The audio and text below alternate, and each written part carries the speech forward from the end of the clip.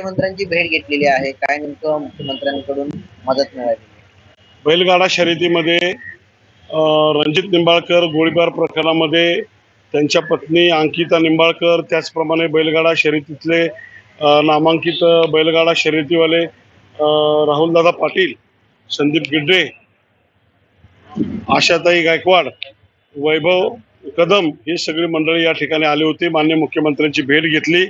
मुख्यमंत्र्यांनी तत्काळ आणि उपमुख्यमंत्री देवेंद्रजी फडणवीस साहेब यांनी तत्काळ दखल घेऊन या प्रकरणावरती आरोपींना कठोरातली कठोर शिक्षा, त्याचप्रमाणे आमची जी मागणी होती की यांच्यावरती मोक्कांतर्गत कारवाई करावी, ती मोक्कांतर्गत कारवाई करण्यासाठी SP साहेबांना सूचना दिलेल्या आहेत.